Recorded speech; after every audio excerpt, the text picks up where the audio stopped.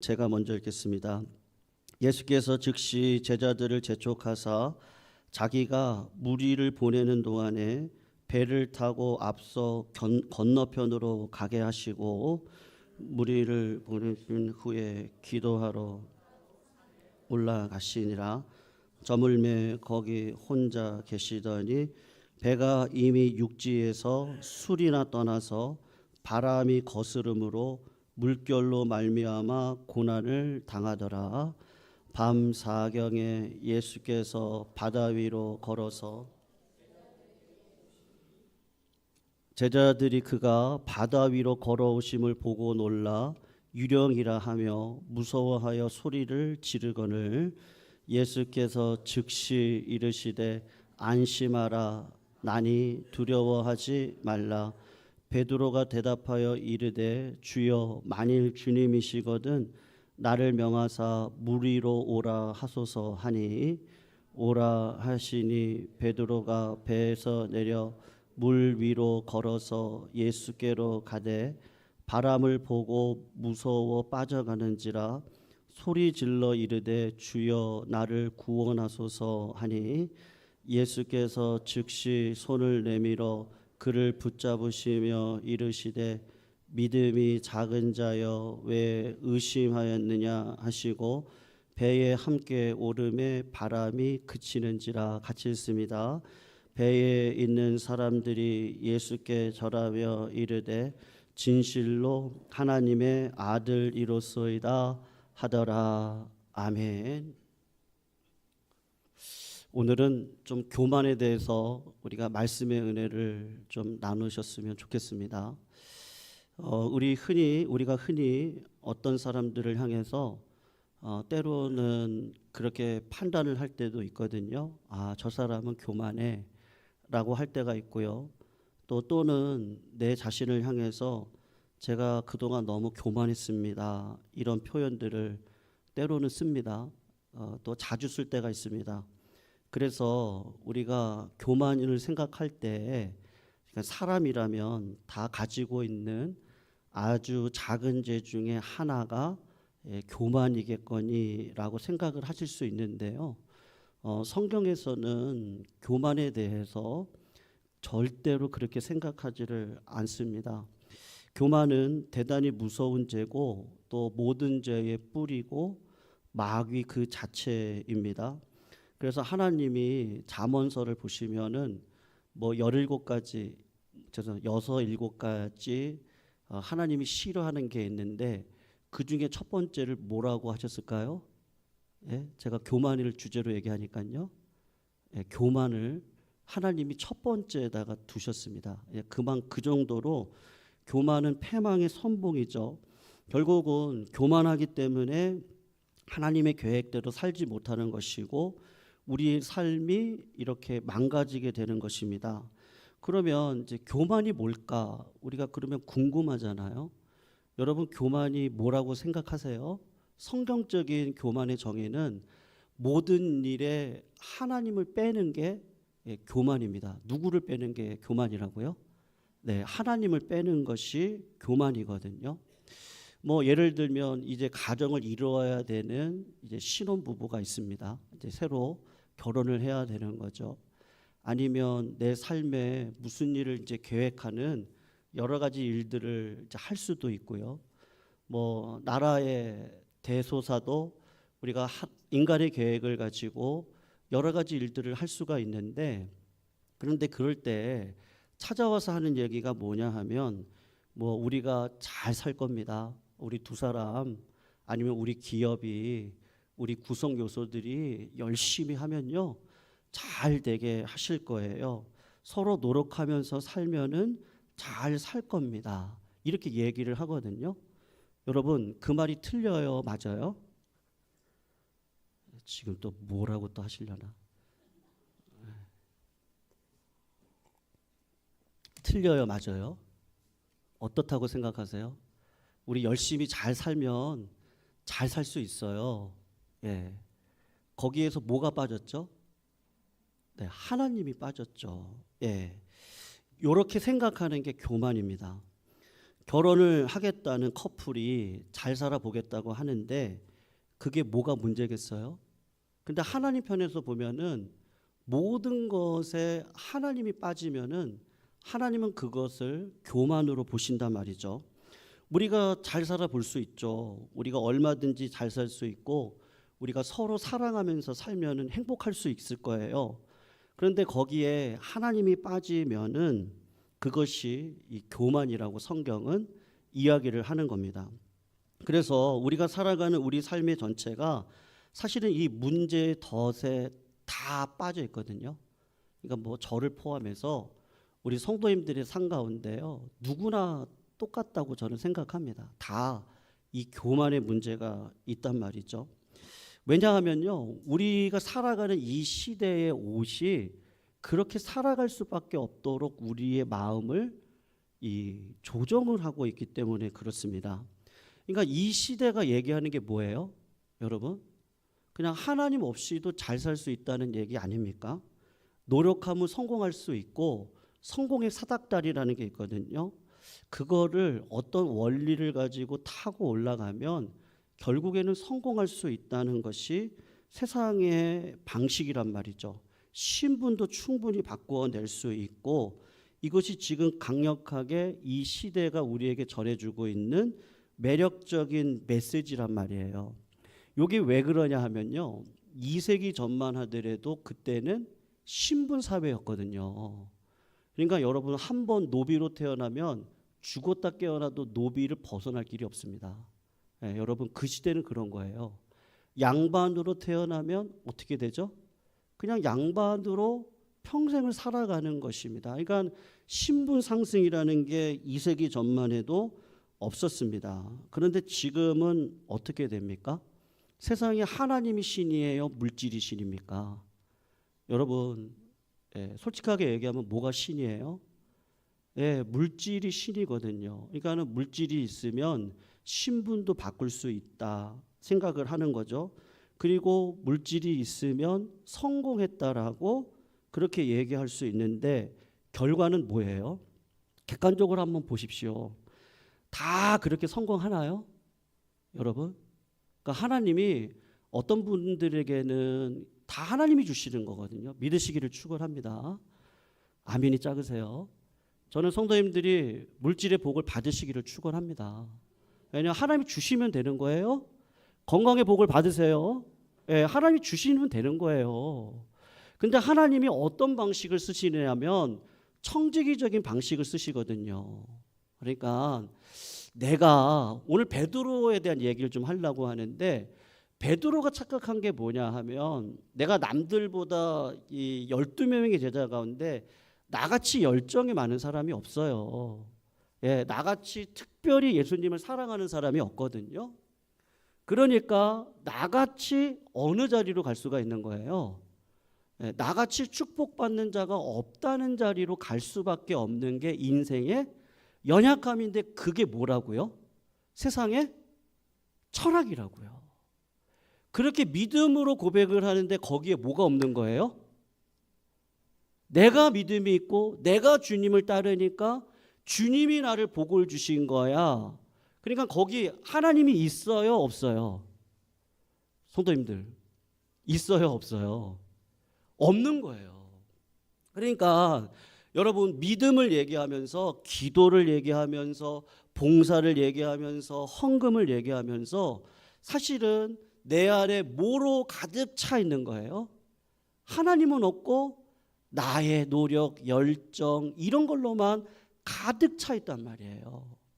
그러니까 하나님께서 우리의 인생을 아시죠. 그리고 우리의 인생이 얼마나 연약한지를 아신다고요. 그러니 하나님께서 쓰시는 방법이 뭐냐 하면 여러분, 세상은 그런 방식으로 얘기를 하지만 그것을 소유할 수 있는 사람은 극소수로 이렇게 붙여 놓으신다고요. 그리고 어떤 분들에게는 봉사할 수 있는 기질을 더 많이 주시고, 제가 이제 기질이라고 얘기하는 건요, 그게 편안하신 분들이 계세요. 기도도 어떤 분들은 그게 더 편안하신 분들이 계시거든요. 그러나 여러분, 그 기질을 이기시기를 축원합니다. 다 기도하셔야 되는 거예요. 예, 그러나 하나님께서 보실 때 특별히 어느 분들에게는 요거를 맡겨준다고요. 그거를 어떻게 해야 되는 거예요? 흘려보내셔야 되는 거예요. 흘려보내면 그 흘려서 흘러가지고 그 복이 나한테 오게 되어져 있거든요. 예, 그것이 하나님께로부터 왔기에 하나님께로 올려드리는데, 하나님께 올려드리는 방식이 뭐냐면 이웃으로 흘려보내는 거란 말이에요. 하나님은 삶의 그런 방식으로 우리의 삶 가운데 부요함을 주시거든요. 예. 근데 세상 방식으로 가보세요. 그러면 자꾸 어떤 마음이 드시죠? 여러분, 다 부유하시겠어요? 다 건강하시겠어요? 다 지식이 충만하시겠어요? 다 박사겠어요? 어떤 분들은 아무리 공부해도 안 됩니다. 부모의 유전자를 타고나야 돼요. 어느 정도는 되지만 그 자리까지 가는 건 하나님이 주시는 거거든요. 네. 그러니까 세상 방식으로 가면 자꾸 어떤 마음이 들어요? 좌절감이 오고 열등감이 오고 우울감에 빠집니다. 그리고 나는 이렇게 노력했는데 나는 왜 안 될까? 그렇게 생각하게 되거든요. 근데 여러분, 거꾸로 생각하면 그 기질은 누가 주신 거예요? 하나님이 주신 거거든요. 그러니까 여러분, 하나님이 나한테 내가 노력하지 말자는 얘기 아닙니다. 그러면 뭐 재짓고 살자, 저 그런 얘기하고 싶은 거 아니고, 하나님이 나에게 주신 건강의 체력이 여기까지예요. 네. 그리고 나에게 주신 지식의 그 IQ는 사람마다 다 틀려요. 여기까지예요, 여기까지. 근데 그런 분들은 또 몸이 빨라요. 어떤 분들은 몸이 늦어요. 네. 어떤 분들은 스피트 하면 빨리 가시는데 어떤 분들은 빨리 하라고 해도 안 되거든요. 네. 근데 어느 자리에 있든지 뭐를 플러스 하면 되는 거예요? 하나님을 플러스 하시면 되는 거예요. 그러면 하나님께서 어떻게 하시죠? 하나님은 하나님을 빼는 거를 가장 싫어하시고 그거를 교만이라고 정의하시고, 그리고 그것을 하나님은 가장 역사하실 수 없는 마귀 존재 자체다라고 이야기를 하고 있단 말이에요.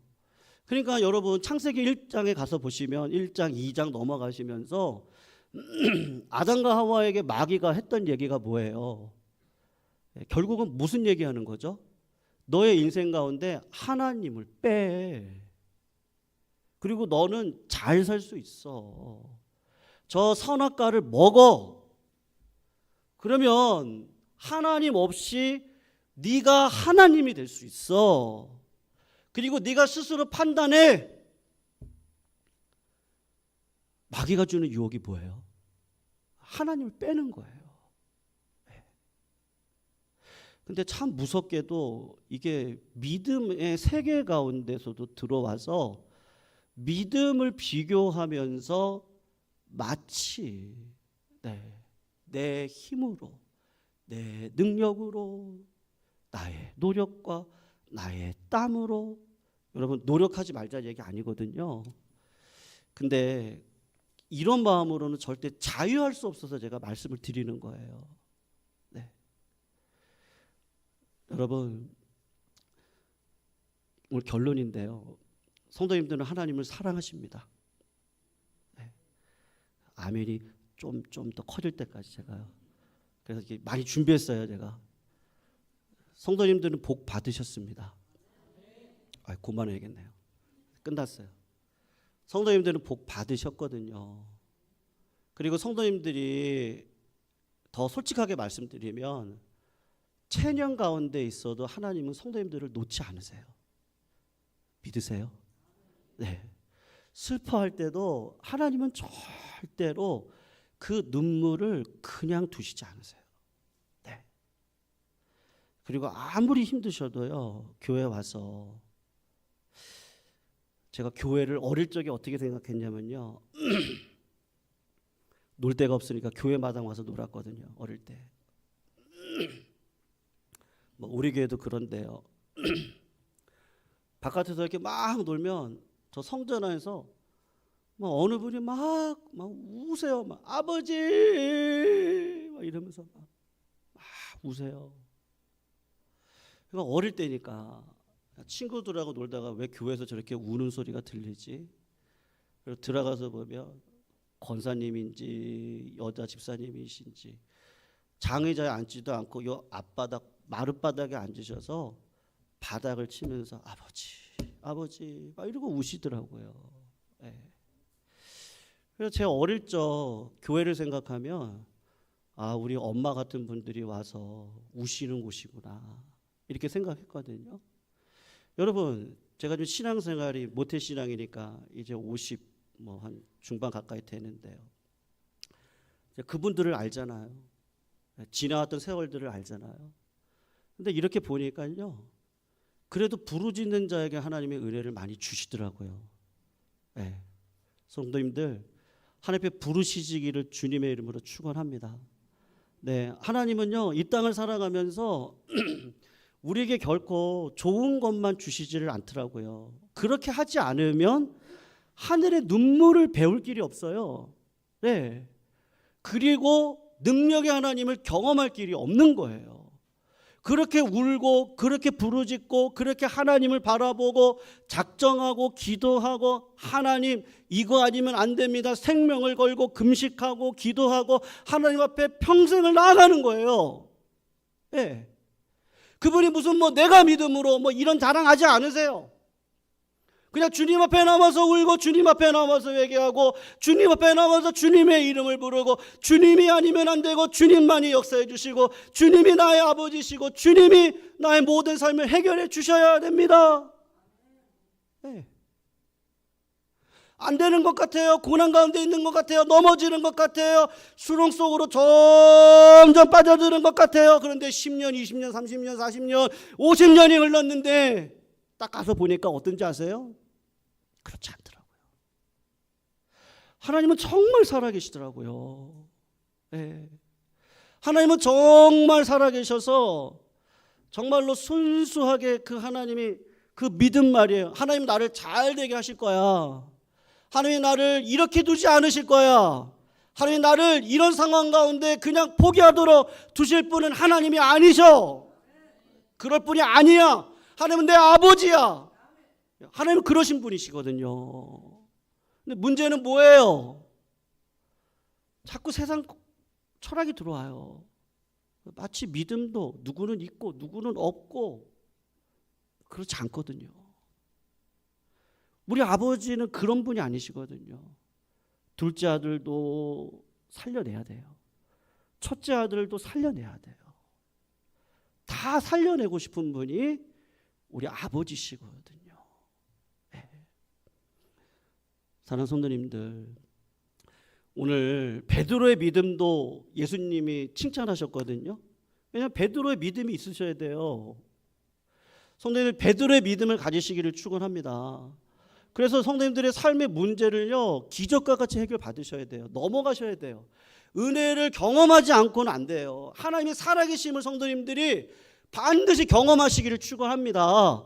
왜냐하면 하나님 살아계시거든요. 그래서 진짜로 하나님의 살아계심을 내 삶 가운데 보여주세요.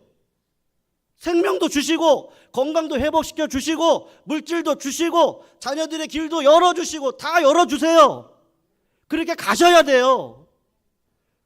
그런데 중요한 건 뭐예요? 그 다음이겠죠. 그 다음이요. 진짜 믿음이 뭐냐예요. 그러니까 그렇게 물 위를 걸었어요. 베드로가요.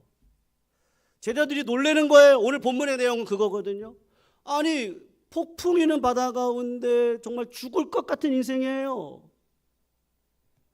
그런 인생 가운데 하나님의 이름을 부를 수도 없는 체념할 수밖에 없는 그 자리에 하나님 포기하시겠어요? 안 포기한다니까요. 이 자리에 나와 계신 이분들은요, 우리 성도님들은 절대로 하나님 포기하시는 법이 없습니다. 단 한 번도 포기하시지 않으세요. 이 자리에 나왔다면 한 번도 포기할 수 없어요. 그게 하나님이세요. 근데 올 때 어떻게 오는 거예요? 유령같이 온다고요. 유령처럼 와요. 유령인가? 이게 뭐지? 왜 내 삶에 이렇게 어려운데 저 유령이 나타나가지고 내 삶을 왜 이렇게 더 어렵게 하지? 이제는 좀 그만해 주세요. 이런 마음이 들지 않으세요? 근데 여러분, 그때가 기적을 경험할 때예요. 네. 지금이에요, 지금. 제가 볼 때 우리 성도님들이 이때 기적 경험하셔야 돼요. 반드시 되거든요. 네.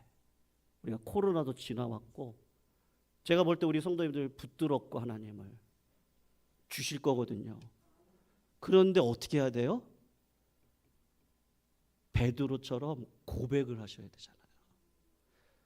여기 내 친구들은 유령이라고 하는데 내가 보니 예수님이세요.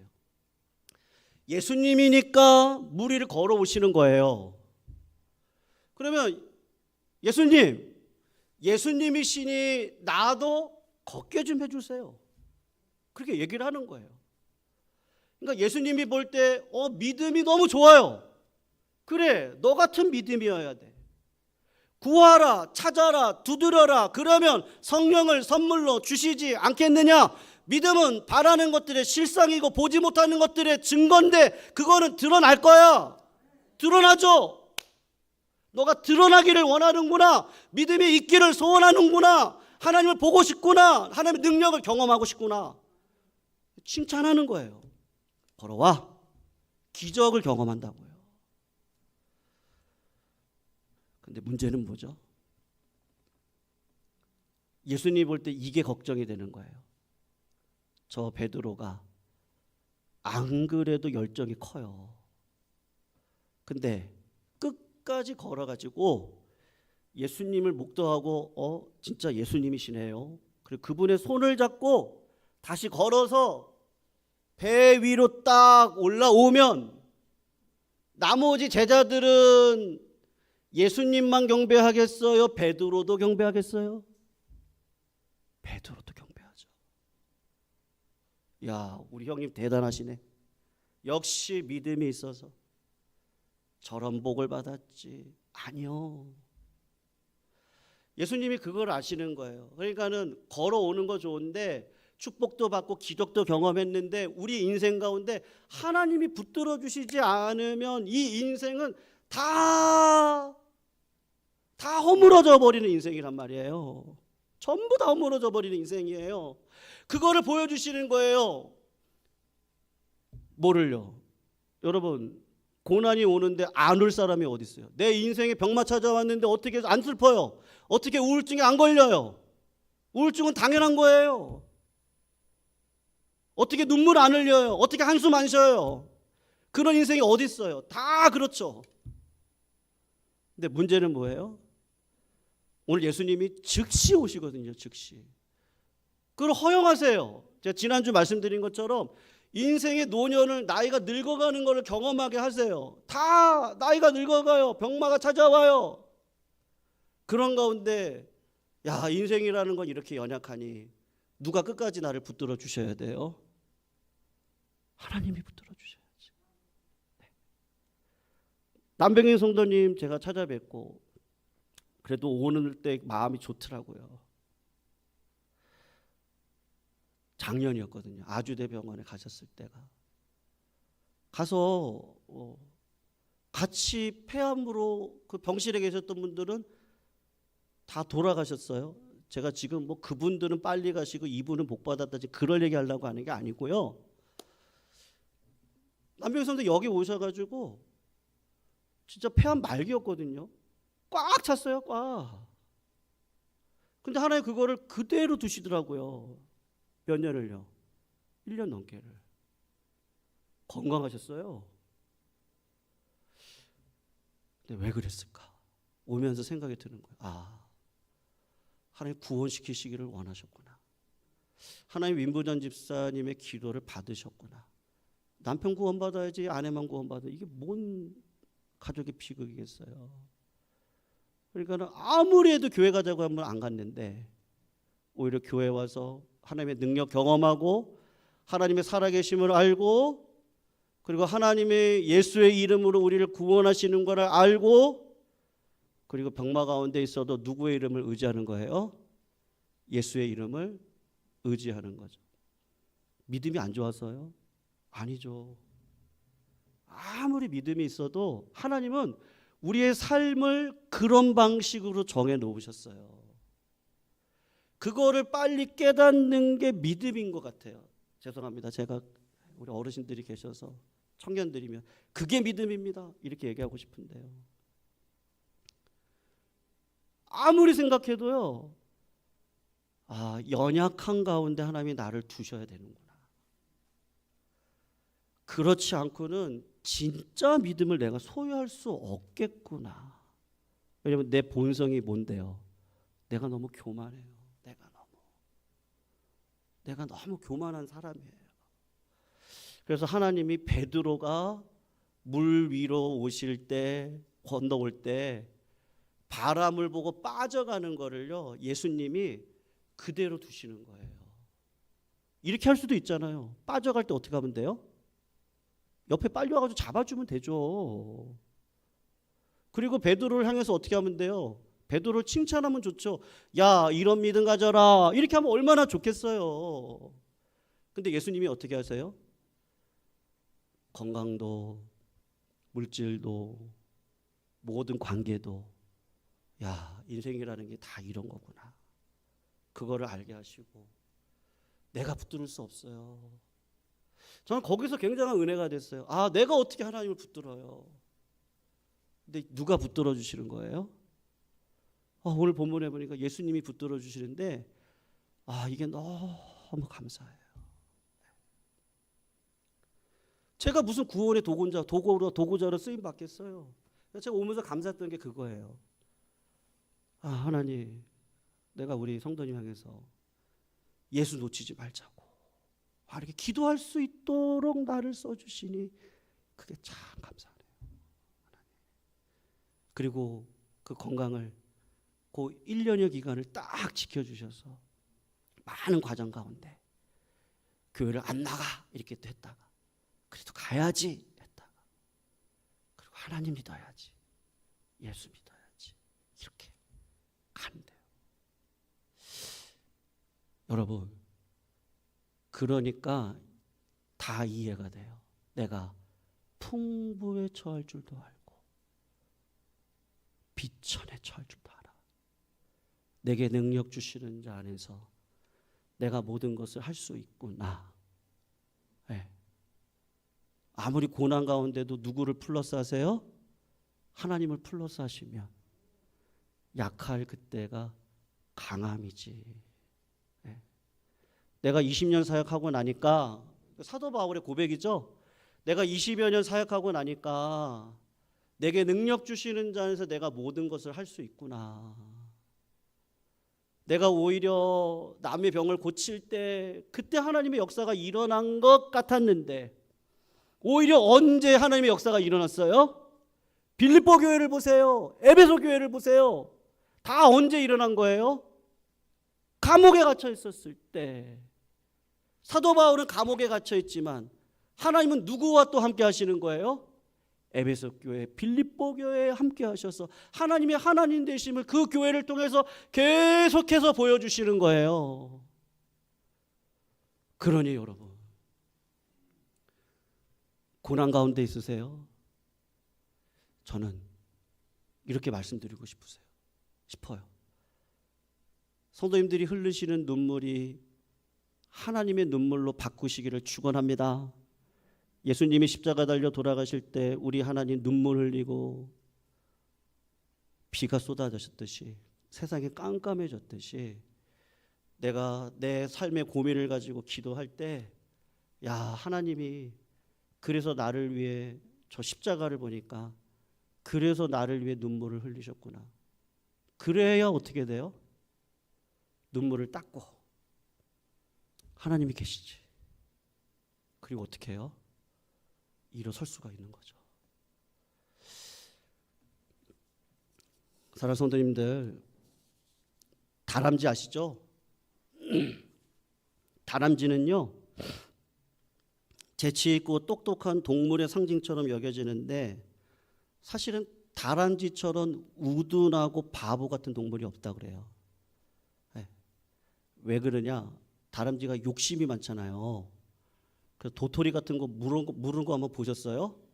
여기가 어떻게 해요? 찢어질 정도로 빵빵하게 이렇게 물어요.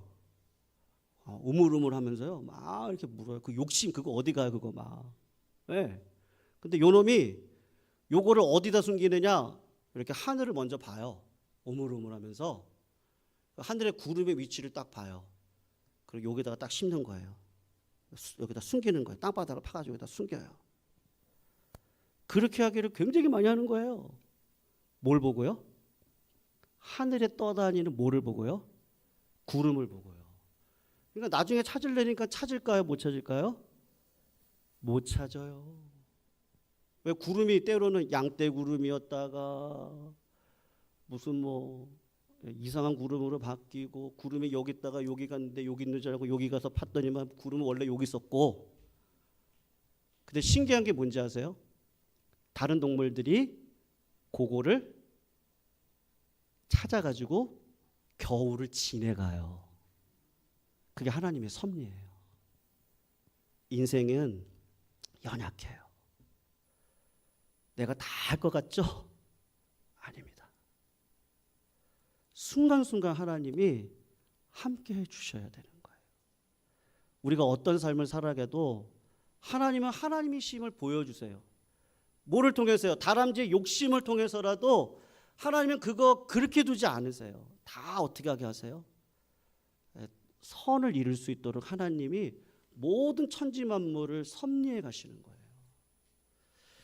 그러니까 성도님들 우리 낙심하지 마시자고요. 넘어지셨어요? 일어나세요. 뛰고 계시는 분들 계세요? 잠깐 멈추세요. 그리고 이 모든 은혜가 누구로부터 왔는지를 기억하세요. 하나님이 주인이십니다. 하나님만이 내 삶의 진정한 아버지이십니다. 그 하나님 오늘도 의지하고 살아가시는 자들이 다 되시기를 축원합니다. 우리 마지막 찬양, 이 찬양이 생각나서 골랐는데요. 우리 345장 찬양하시고 제가 기도하고 축도하고 마치고요. 재직회 잠깐 하시도록 하겠습니다. 345장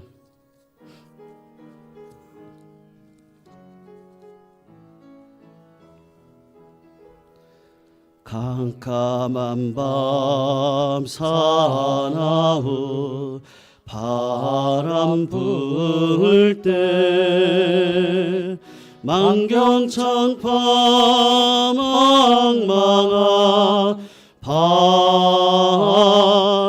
바다에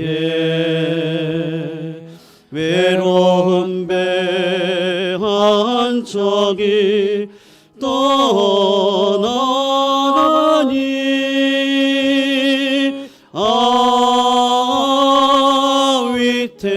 위태하구나 위태하구나 비바람이 무섭게 몰아치고 그 성남물 큰 파도 일 때에 저 뱃사고 어쩔 줄 몰라니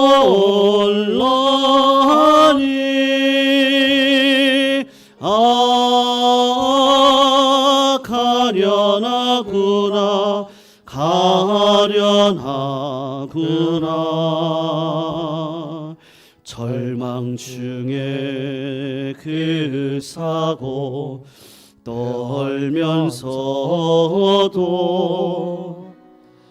한 줄기의 밝은 빛 보고서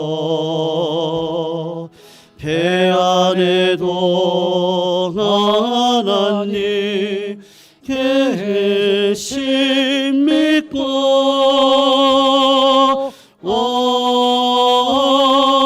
기도 올린다 기도 올린다 아버지여 이제 구보보사 성남풍랑 잔잔케 하시고 이 불쌍한 인생을 살리소서. 오 우리 하나님, 우리 하나님, 권능에서 도마 큰 물결이 제 아무리 성내어 덮쳐도 권능의 손 그